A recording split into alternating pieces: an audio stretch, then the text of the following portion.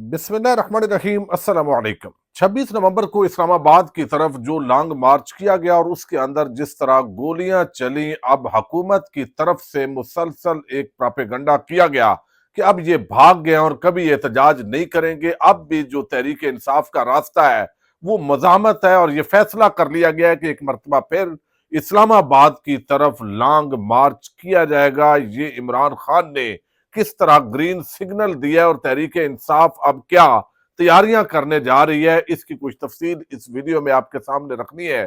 दूसरी तरफ जो है वो जस्टिस मंसूर अली शाह वो एक बड़ा सरप्राइज दे सकते हैं और आज अगर वो फैसला जारी करते हैं तो वो फैसला किस तरह 26वीं आईनी तरमीम और जस्टिस अमीनुद्दीन के आईनी बेंच को उड़ा सकता है। लेकिन जो रात गए एक वारदात डाली गई है, क्या उसके बाद जस्टिस मंसूर अली शाह ये फैसला जारी कर सकते हैं, इस पर भी बात करेंगे। लेकिन दूसरी तरफ जो डॉक्टर आफिया सिद्दीकी हैं उनके बारे में एक बड़ी अफसोसनाक खबर आई है। आज इस्लामाबाद हाई कोर्ट के अंदर इस आम केस की समाअत हुई है, वो भी आपके सामने रखनी है। उम्मीद है वीडियो आप समाअत करेंगे और हमेशा की तरह अपने कीमती फीडबैक से जरूर आगाह करेंगे। आज इस्लामाबाद में डॉक्टर आफिया सिद्दीकी जो रिहाई केस है वो आज डिस्कस हुआ है, उसकी समाअत हुई है। जस्टिस सरदार इसहाक खान उन्होंने ये समाअत की है इस्लामाबाद हाई कोर्ट में और इसके अंदर जो है वो बताया गया कि अमेरिका के पाकिस्तान के साथ कैदियों के तबादले का मुआहदा करने से जो इनकार कर दिया गया है, तो इस पर जो है वो जज साहब ने रिमार्क्स दिया कि ये पाकिस्तान की बहुत बड़ी सफारती नाकामी है और अमेरिका हमें हमारी औकात दिखा रहा है। अब वो तो कब से औकात दिखा रहा है। साबिक अमरीकी सदर जो बाइडन ने बताया गया कि आफिया सिद्दीकी की रैम की दरखास्त मुस्तरद कर दी है। अमेरिका ने पाकिस्तान के साथ कैदियों की रिहाई का मुआहदा करने से इनकार कर दिया। तो इस मामले के अंदर लिहाजा ये जो एक तवक्को थी कि आखिरी दिनों के अंदर जो सजाएं हैं वो एक सदर माफ करता है, तो उसमें बड़े कैदियों की बड़े संगीन किस्म के जराइम में मुलव्वस लोगों की सजाएं माफ की गई हैं। लेकिन डॉक्टर आफिया सिद्दीकी जो है उनकी जो रिहाई है वो नहीं हो सकी। दूसरी तरफ अब जिस तरह मोहसिन नकवी अमेरिका के अंदर रुसवा हुए हैं, जिन लोगों से उनकी मुलाकातें हुई, दो ऐसे मेन लोग थे, उन दोनों ने फ्री इमरान खान का नारा बुलंद कर दिया। लेकिन बहरहाल देखा जाएगा, अब ये जाती खर्चे पे गए हैं, रियासत के खर्चे पर गए हैं, चूंकि नून लीग की हुकूमत को ये इल्म नहीं है। और बाकी आमर अलियास राना जैसा बंदा कहते हैं कि ये फजूल किस्म का दौरा था, बल्कि असल अगर देखा जाए तो ये पाकिस्तान की एक बहुत तौहीन की गई है। यानी वजीर दाखिला टाइप का जो बंदा है वो जब अमेरिका के अंदर जाएगा और वो किसी को मिलने के लिए भीख मांग रहा होगा, तो ये पाकिस्तान की यानी इस लेवल पे पाकिस्तान को गिरा दिया गया। तो पाकिस्तान को गिराने का मतलब ये है कि पाकिस्तान की कौम को बेतौकीर करने के अंदर भी इस पूरी रजीम का एक बहुत बड़ा किरदार है। यानी आप तहरीक इंसाफ जो है उसके खिलाफ वहां पर लॉबिंग करने के लिए आप पैसे खर्च करेंगे, आप वहां पे ये बताएंगे ओ भाई आपने तो इंडिया के खिलाफ लॉबिंग करनी थी, आपने तो जो है वो पाकिस्तान का एक बहुत ऊपर लेके जाना था।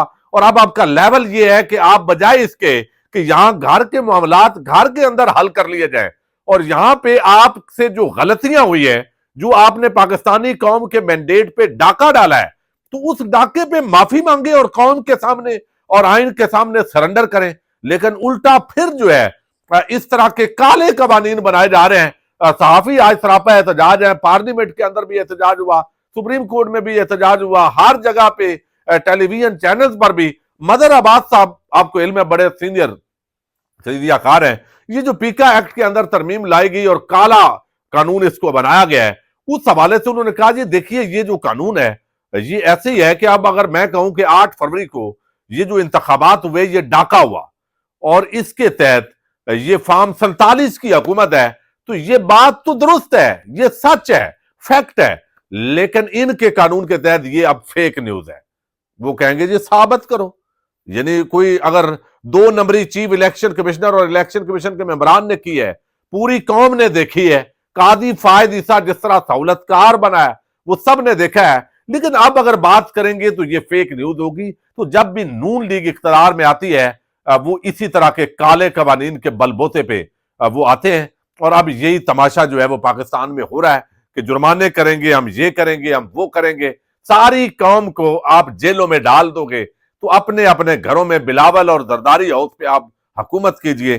اچھا، اب یہاں پہ تحریک انصاف اور حکومت کے مذاکرات کا باب بند ہوا۔ آپ نے دیکھا کل اعلان کر دیا گیا کہ بھائی اگر جوڈیشل کمیشن نہیں بنانا تو ہماری طرف سے بس ختم ہے۔ عمران خان نے کہا ختم کرو یہ تماشا، کیونکہ ان کا اینڈ کے اندر بتایا جا رہا ہے مبینہ طور پر پلان یہ تھا کہ یہ پوری تفصیلات اس کے اندر بیان کریں گے، ایک ایک شک کو اپنے جو ہے وہ یہ کر دیا، آپ نے وہ مطالبہ غلط کیا، تو اس سے پہلے ہی وہ معاملہ ہو گیا۔ لیکن اب حکومت اور اپوزیشن کے مذاکرات کے چوتھے دور کی طلبی کا نوٹیفکیشن اس کے باوجود جاری کر دیا گیا ہے۔ مذاکراتی کمیٹیوں کا اجلاس اسپیکر قومی اسمبلی نے 28 جنوری کو طلب کر لیا ہے۔ چوتھا مذاکراتی اجلاس کانسٹیٹیوشن روم کے اندر جو ہے وہ 11:15 بجے ہوگا، یہ تاریخ بھی دے دی گئی ہے۔ پارلیمنٹ کا مشترکہ اجلاس آپ نے دیکھا شروع ہو گیا ہے اور وہاں پہ ہنگامہ آرائی بھی ہو رہی ہے، وہ ساری چیزیں اپنی جگہ ہے۔ لیکن اس وقت تحریک انصاف جو ہے، عمران خان یہ سمجھتے ہیں کہ امریکہ سے پریشر لازمی بات ہے آئے گا، لیکن حکومت کا یہ تاثر دینے کی کوشش کر رہی ہے کہ ہمیں جو ہے وہ شاید جو ہے وہ ریسکیو کریں گے محمد بن سلمان۔ تو محمد بن سلمان اگر ریسکیو کریں گے تو اس کا واضح مطلب یہ ہے کہ وہ پاکستان کی قوم کی جو اکثریت ہے وہ اس کی رائے کے مخالف چل رہے ہوں گے۔ تو اس سے کیا ہوگا؟ اس سے یہ میرا خیال ہے اس طرح کی بات کرنا یہ سعودی عرب کے لیے خود اچھی بات نہیں ہے۔ اس کی وجہ یہ ہے کہ دوست ملک ہے، اس کی بدنامی کا سبب بنتی ہے ایسی بات کہ جب آپ کہیں گے کہ پاکستان کا جو پارٹی الیکشن جیتی ہوئی ہے، جو رہنما سب سے مقبول ہے، اس کے خلاف جو لابنگ کرنی ہے اس میں ہمیں محمد بن سلمان مدد کرے گا۔ وہ بھائی اس کا مطلب ہے کہ پاکستان کی عوام کی اکثریت محمد بن سلمان کی مخالفت کرے گی، تو یہ تو سعودی عرب اور پاکستان کا رشتہ کمزور ہوگا۔ یعنی آپ نے اپنی 2 نمبری اقتدار بچانا ہے، اس کے لیے بے شک خربوں روپے کا پاکستان کو نقصان ہو، پاکستانی قوم بے شک ساری مخالف سمت میں کھڑی ہو، تو سوری اب یہاں پہ تحریک انصاف نے یہ فیصلہ کیا ہے کہ مزاحمت کی بھرپور سیاست شروع کی جائے گی۔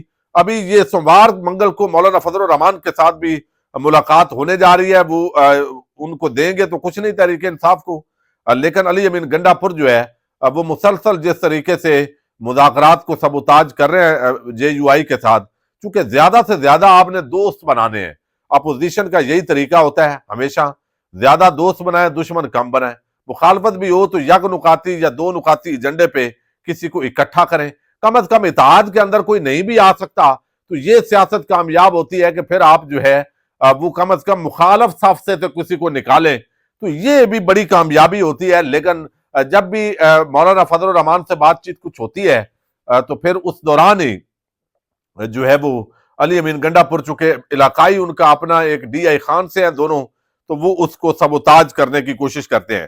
اب جو ہے وہ جس طرح صاحبزادہ حامد رضا نے بتایا اور تحریک انصاف کے اندرونی ذرائع یہ کنفرم کر رہے ہیں کہ یہ جو فروری کا مہینہ ہے اس کے اندر اتحاد بنانے کی کوشش کی جائے گی، اپوزیشن میں زیادہ لوگوں کو شامل کرنے کی کوشش ہوگی اور اس کے پلیٹ فارم سے پھر جلسے جلوسوں کا آغاز ہوگا اور الٹیمیٹلی مارچ کے اندر ایک اور لانگ مارچ اسلام آباد کی طرف ہوگا اگر یہ معاملات سیٹل نہیں ہوتے۔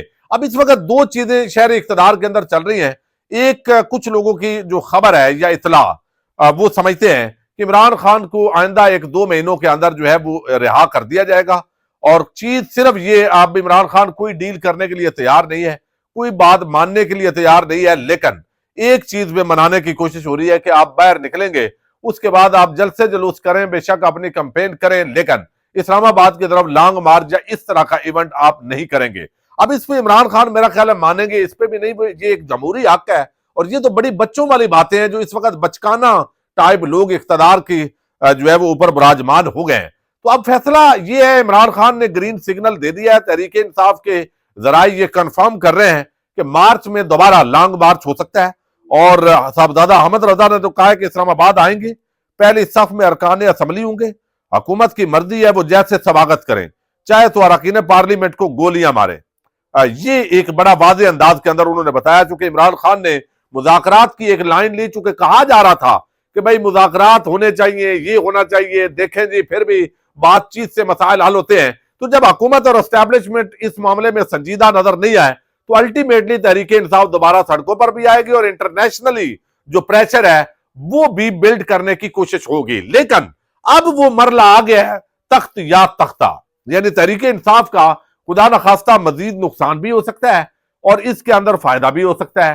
نقصان یہ ہو سکتا ہے کہ اب اگر جو ہے وہ اسلام آباد کی طرف لانگ مارچ کیا جاتا ہے تو حکومتی ذرائع یہ بتاتے ہیں کہ پھر گورنر راج نافذ ہوگا، پھر جو ہے وہ علی امین گنڈا پور کی جو وزارت اعلیٰ ہے وہ خطرے میں ہوگی، حکومت تحریک انصاف کی ختم کی جائے گی، اس کے لیے پوری کوششیں کی جائے گی۔ اب کہاں تک کامیابی ہوتی ہے، چونکہ تحریک انصاف کو اگر خیبر پختونخوا سے بھی آپ حکومت ختم کریں گے تو اس کا مطلب یہ ہے کہ پھر آپ سیدھا عوام کے ساتھ جو ہے آپ لڑائی مول لے رہے ہیں۔ یعنی پہلے تو چلیں کچھ نہ کچھ معاملات جو ہے وہ سیٹل ہوتے ہیں، کچھ ایک راستہ بنا ہوتا ہے، تو الٹیمیٹلی اب زیادہ عرصے کے لیے تو عوام کو جو ہے وہ غلام نہیں رکھا جا سکتا۔ عوام کی رائے کے خلاف ایک غیر مقبول حکومت کو زیادہ ٹائم کے لیے تو نہیں برقرار رکھا جا سکتا۔ الٹیمیٹلی نئے الیکشن کی طرف بڑھنا ہے، یا پھر پرانا جو الیکشن ہے اس میں فارم 45 کے مطابق مینڈیٹ واپس کرنا ہے، یعنی پاکستان پر ناجائز قبضہ کریں فارم 47 کے تحت،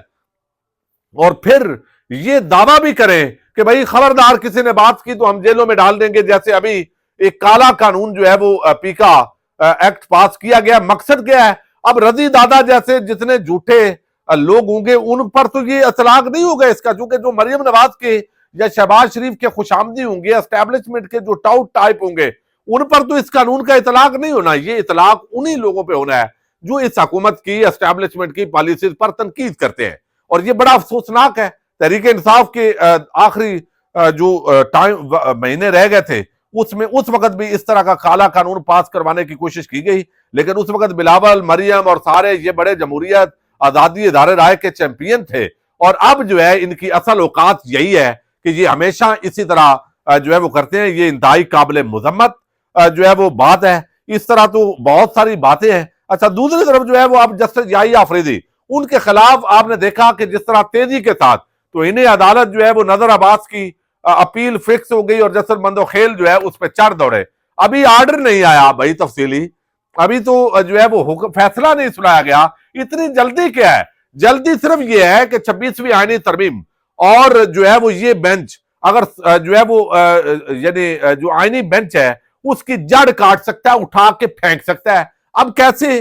اب بھی اگر جسٹس منصور علی شاہ یہ فیصلہ کر دیں تو یہ ایک بہت بڑا بحران ہوگا۔ جسٹس عقیل عباسی اب ان کا ساتھ دیتے ہیں نہیں دیتے، یہ بھی ایک اہم سوال ہے۔ بظاہر جو ہیرنگ ہوئی اس کے اندر جو ہم نے دیکھا تو دونوں کا جو مائنڈ ہے بالکل ملتا جلتا تھا، لیکن اب جسٹس منصور علی شاہ اگر انتظامی آرڈر سے جوڈیشل آرڈر کو غیر مؤثر کرنے کے معاملے پر سوالات فریم کر کے چیف جسٹس پاکستان کو فل کورٹ کے لیے بھیج دیں، اور ساتھ دونوں انتظامی کمیٹیوں کے خلاف حکم امتناع جاری کرتے ہوئے فل کورٹ کے فیصلے تک کام کرنے سے روک دیں، تو اس سے جو ہے وہ جو کمیٹیاں ہیں وہ رک سکتی ہیں۔ یہ اختیار بھی ہے۔ بعض لوگوں کا کہنا ہے سپریم کورٹ آف پاکستان کا چونکہ حکم ہے، یہ چونکہ کمیٹیاں جو ہے اور 26ویں آئینی ترمیم، یہ دونوں کو بچانے کے لیے جیسے یحییٰ آفریدی ہوں، جیسے امین الدین ہوں، اب جیسے وہ بتا رہے ہیں 4 ڈالے ملے ہوئے ہیں، تو اس کا کیا مطلب ہے بھائی؟ موجیں ہیں، موجیں کر رہے ہیں۔ تو اس وجہ سے ایک عدلیہ کی آزادی کمپرومائز ہوگی، جہاں لوگوں کو انصاف کی امید تھی، سب اپنی ایکسٹینشن اور لالچ کے اندر جب پڑ جائیں تو قوم کے لیے کون کھڑا ہوگا؟ سوال تو یہ ہے۔ جب ججز، جرنیل، سیاستدان، وکیل، صحافی، اینکرز، یہ سارے حضرات جب اپنے اپنے مفادات کے لیے اپنی جد و جہد میں مصروف ہو جائیں گے تو اس ملک کے لیے کون جد و جہد کرے گا؟ اس عوام کا کون سوچے گا؟ اس وقت جتنا بجٹ اڑایا جا رہا ہے ارد گرد جو مختلف منصوبوں کے اندر، ابھی اس پہ بھی بہت کچھ جو ہے وہ آنے والے دنوں کے اندر چیزیں سامنے آنی ہیں۔ تو اللہ کرے پاکستان کے حالات بہتر ہوں، مذاکرات کے ذریعے کم از کم کوئی درمیانی راستہ نکلے تاکہ پاکستان جو ہے وہ سیاسی استحکام کی طرف بڑھے اور پھر معاشی استحکام کی طرف جو ہے وہ بڑھ سکے۔ پاکستان زندہ باد۔